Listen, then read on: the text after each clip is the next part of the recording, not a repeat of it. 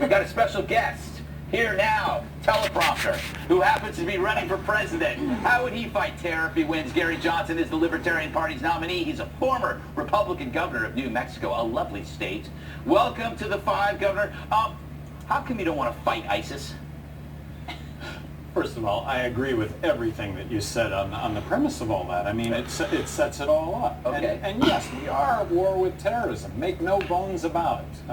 As President of the United States, we need to have an invincible national defense. But when we get involved in regime changes, I can't think of a single regime change in my life that has resulted in anything being better as opposed to being worse. What about the Nazis?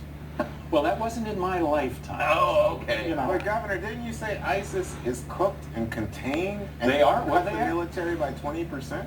Well, the BRAC Commission itself says Well, that I'm just saying, you responded to Greg by saying, oh, we need a stronger military. I don't think the military... by stronger military, we need a strong national defense. Make no bones right, about but it. if you know that the people who believe that would say, cut the military 20%. Governor, how dare Well, that's the BRAC itself. That's the Pentagon appointing the BRAC Commission, and the BRAC Commission recommending that U.S. bases could be cut by 20%, and that hasn't happened. Well, that's term limits, and that's congressmen and women protecting their own turf in their own states, which I get that also. But look, budget. We need to balance the federal budget. I think that we are headed to a fiscal cliff unless we address our spending. And of course, at the heart of that is the entitlements, Medicaid and Medicare. And it's also Social Security. Am I being too serious? Should I lighten up a little bit? No. Yeah, but we'll have a big group ISIS is serious. What? No, ISIS is a serious. Yeah, ISIS is serious. It's very serious. And people want to know that we are addressing ISIS. These inspired terrorist attacks coming from ISIS, I mean, that's the word. They're inspired. They're not they're not coming off the battlefield and going into war against the United States. But yes, we should have a vigilance to all of this. And you said, is there going to be an attack in the next 10 years? I think for the last 10 years we've been talking about the fact that there is going to be an attack. And, Can I ask you then about the ideological threat? Because I think that you would agree that we are fighting an ideology. So one of the things that's difficult is then how do you actually fight and win against an ideology where they want to destroy our way of life in Western civilization? You have ideas on that? Well, you hit it on the head. And okay, so we wipe out ISIS. Well, we wipe out ISIS, we're going to create a void that ISIS came out of the void of Al-Qaeda. Regime change in Iraq, regime change in Libya, Syria. Look, we went in, this was not intentional, but Obama and Clinton go in and we support the opposition. What was the opposition in Syria? The Free Syrian Army, this mythical army that was going to oppose both ISIS and Assad, and we arm them, and in fact they get beaten, and the arms end up in ISIS hands. Well, this is what happens when we support regime change. Mm-hmm. But so it's better to stand by and do nothing when you see ISIS having the cubs of caliphate, that they're burning people alive, that they're committing acts of crucifixion against children. I mean, well, to me, as bad as it is, and this is, you know, we hear about these horrible situations, and then politicians are thrust into, what are you going to do about it? And politicians, rather than go, well, gee, as bad as it is, are we going to make it any better? Well, probably but not, don't you think but nobody admits that. We get involved. Yeah, I think it's very inconsistent with an American position of stepping in when we give humanitarian aid. Is it not the same thing to say, listen, I'm not going to stand by. I'll help if a child is starving for food, but I won't if it's being executed or crucified. I mean, it just but seems the child to be that's a very executed moral and position. crucified by the group that we're opposing, we go in, we oppose the group, we wipe out the group, along comes a new group, and the atrocities, children being killed, are the same or worse. But that argument could be applied to any kind of evil, because there'll always be a new evil. Right. So you have like you're a pacifist. Yeah. No, I reject the fact that libertarians are isolationists. We're non-interventionists. Look, when it comes to Syria, the solution to Syria is getting involved with Russia. If If we don't align ourselves diplomatically with Russia to solve this, it's not going to get solved. So I'm sitting here because I agree with a lot of things you're saying. It's fairly radical, but it's a libertarian stance, and I get that. Can I save my question for the next block? Because the governor's staying with her, and it's not about ISIS. It's about some of the other issues that I think make me a little bit nervous. I like you. You're a great guy, but there's something that scares me about But it. let me just say, hang on. Let me just say that you said go yes to what Greg said, but you disagree with Greg. Juan, calling you. Welcome back to the 5. We have Libertarian candidate Gary Johnson still with us. Eric saved his question for this block, so we'll go to you first. So, Governor, I like try and embrace this whole libertarian thing. I'm doing my best. I'm a baby libertarian. But listen, you said something the other day that really just kind of rocked my brain a little bit. You said you praised Black Lives Matter. Yes. And you also pushed back rather aggressively on the phrase all lives matter. Well, no, well, not a pushback, but all lives do matter. But when it comes to whites, guess what? We're not being shot at the rate of 6 times blacks are being shot at. When it comes to the war on drugs, if you are of color, there's a 4 times more likelihood that you'll end up behind bars as opposed to being of color. So it's real. And Eric, what I hope I said is, look, I've had my head in the sand over this. I'd like everybody out there to watch that documentary on O.J. Simpson and take a look at what transpired prior to the O.J. Simpson trial. Can I just clarify though? Sure, Yeah, sure. blacks are being shot 6 times more often than whites, Yes. but they're committing 8 times the amount of crime than whites. Well, but back to this crime thing. Juan, you want to chime in? Yeah, So that we might be on the same- you know what? Well, Under those numbers, blacks are being treated more fairly than whites under those numbers. Well, Yeah. but now I'm back to, the war on drugs. The war on drugs, that unfairly blacks are targeted, color is targeted, as opposed to you being white. And I am talking now about the war on drugs, the fact that we have the highest incarceration rate of any country in the world. I think that's because of the war on drugs. And I refuse to believe that we are any less law-abiding in this country than other countries. So mandatory sentencing. We've got a lot of nonviolent, victimless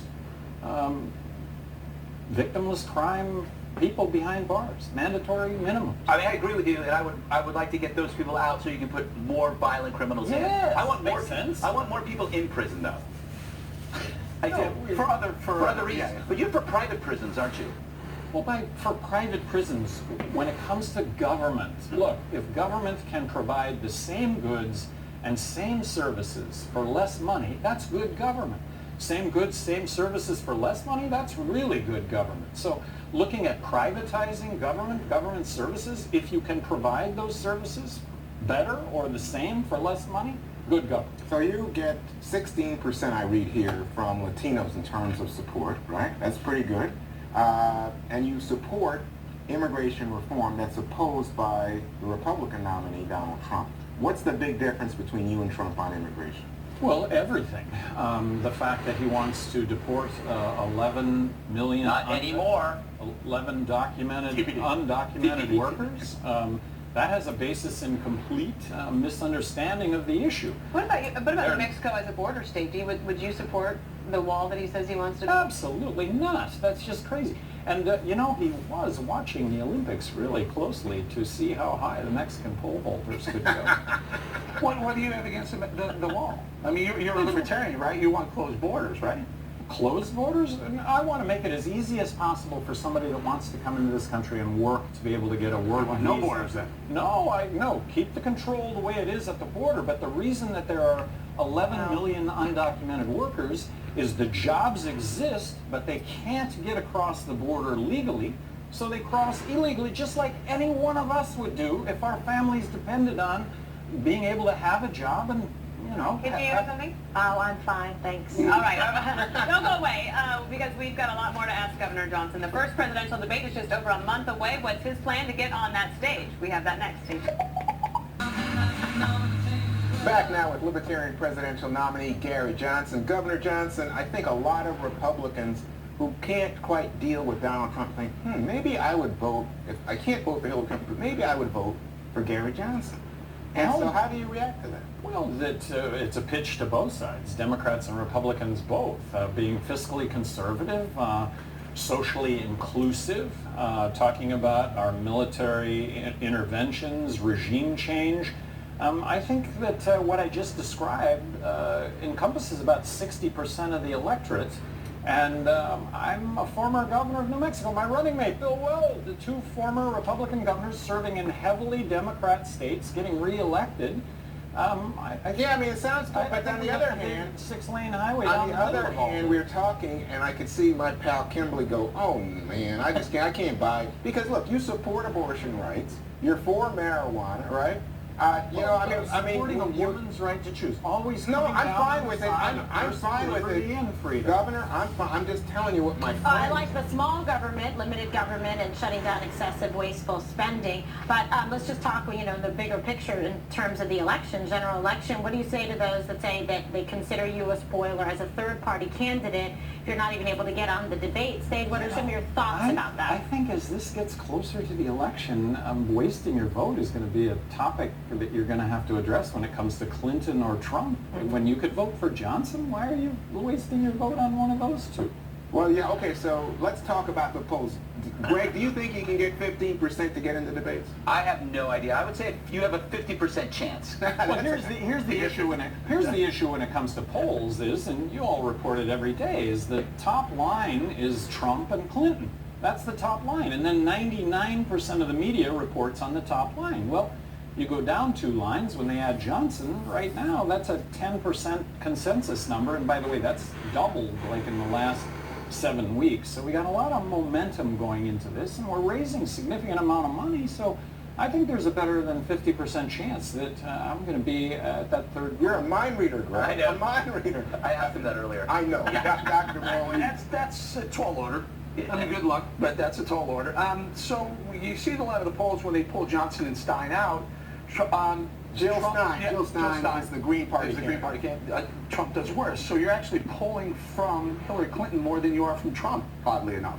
Yeah, no, that's the way that it's come down. When at the end of the day, I think it'll be equally from both sides. But look, wasting your vote, and that's what I get so often. Wasting your vote is voting for somebody you don't believe in. That's wasting your vote. All right, so we should note here that the 5 actually invited Jill Stein, the Green Party candidate, to come on. So that invitation stands. That's out there. And that's a very important point because you have 5 polls now. The Presidential Debate Commission says there are 5 official polls that they will use to judge. And all 5 polls will include not only your name, but Jill Stein. Yeah. And that, when you do that, it means you get about 9, she gets about 4. Well, those 5 polls right now have my average on that is 10. And Bill Weld and myself, we're going to be the only third party on the ballot in all 50 states. Jill Stein has the potential of getting 270 electoral votes being on the ballot in about 36 states. But we will be on the ballot in all 50 states, and I think there's a justification for having our name as the third name. Oh, so you're saying on the top line. You're saying to the 5 audience, Jill Stein's not legit because she's not on all the ballot. No, I didn't say that at all. I didn't say that at all. No, he didn't say that. He said that she could get there. Can I ask you a quick question? When did you, I'm just curious about your conversion. You were a Republican governor, elected twice. When did you convert to a libertarian? Well, I've And self-identified as a libertarian since '71, when the Libertarian Party was established. I mean, I always felt this overarching small government. I've always been about small government. My first vote for a libertarian for president was Bergland against Ronald Reagan in the second term because Reagan blew the lid off of deficits. I mean, he just supposed to be a small government guy, and boom, here's all the spending. You're like, are you the #1 choice among military? I saw that at Cato. Yes, which I thought was terrific. I mean, among active military personnel right now, I'm leading the pack, which I think speaks volumes to, gee, what does that mean? Well, judicious use of the military, perhaps? Attack when attacked, perhaps, as opposed to being the world's police? All right, well, What do you think? I agree with that part of it. before any kind of party breaks out here, I don't know what would happen. Special thanks to Governor Johnson for joining us. Oh, Thank you very much, Governor. Best of luck to you. One more thing. That's up next. Stay with us. Thanks for coming.